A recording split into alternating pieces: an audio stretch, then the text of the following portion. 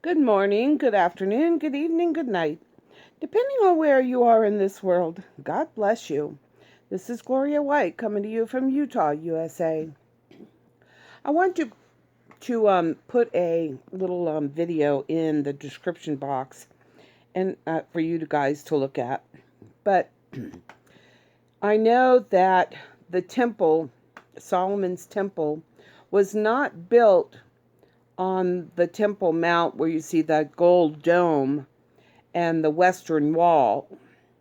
Um, because if you remember correctly, Jesus said that not one stone would be left upon another when the temple was thrown down. And that occurred in 70 AD.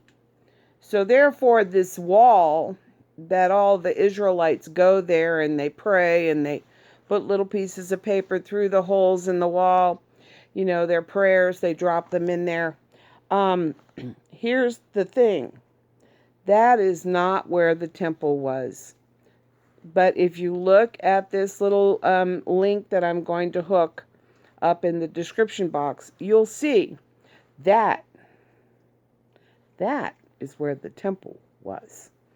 And that is where they will put together the modular temple that they already have ready to go.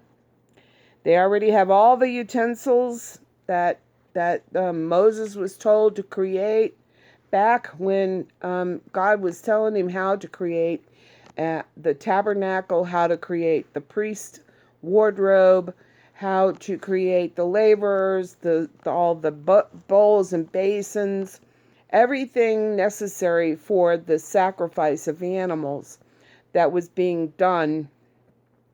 But now we know that the time is getting close for the temple to be resurrected, to be erected, because that's where Satan, the Antichrist, the abomination of desolation, the desolator, is going to set himself there and show the world and himself that he is God. Well, that's what he thinks, but we know he's not God. He's never been God. He's never going to be God. But, he is going to have his time as it has been laid out in the Bible.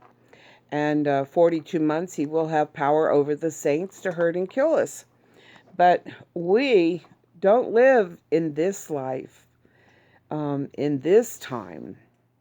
We are living in a spiritual sense for the next time, the time when we are removed from this earth and taken to heaven to be with the Father and the Son for eternity, and the holy angels and all the other saints.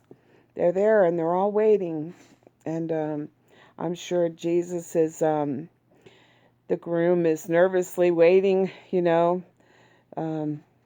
time when he can come and take his bride to be with him in heaven. It's going to be a glorious day. It's not far away. I do hope that you are sharing the word, sharing the gospel, spreading the good news, because, he gave us this assignment to plant the seeds and to share the gospel to the four corners of the earth. And it reminds me of the talents, the 10 talents, the 5 talents, and the 1 talent. And the 1 talent was that that person didn't have very much to work with. But even what they had to work with, they didn't work with it. Instead, they buried it and did nothing with it. And what did Jesus say? What did the Master say when he came? And that lazy servant gave him back his coin and said, "This is what you gave me. And I knew you're a hard man, and I know you reap where you didn't sow. And so I put your, money in the ground so it would be safe. And I didn't do anything with it." And what did he say to him? "Away with you, you evil, lazy servant. He wasn't planting seeds. He didn't do anything to increase the talent that God had given him. And God says if he entrusts you with a little bit, and you are, prosperous, and you work well with what the little bit that you're giving, then he will trust you with more. So think about that when you're feeling like I can't go talk to people. I'm too nervous. I'm too afraid. I'm worried that I'm going to say the wrong thing.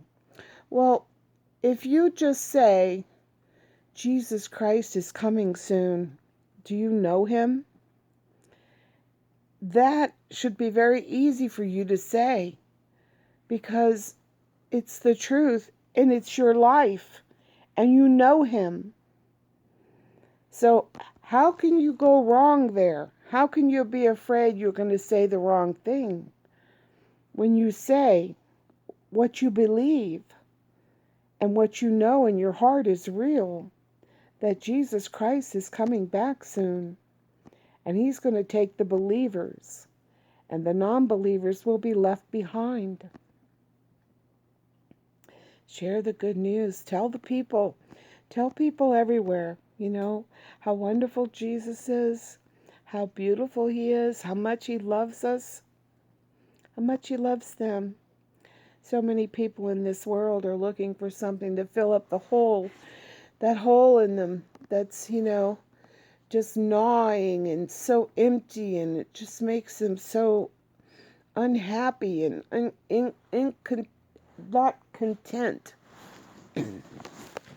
But when they find Jesus and they put Jesus in that hole, put God in that hole, that's what fits there. That's what fits in their heart.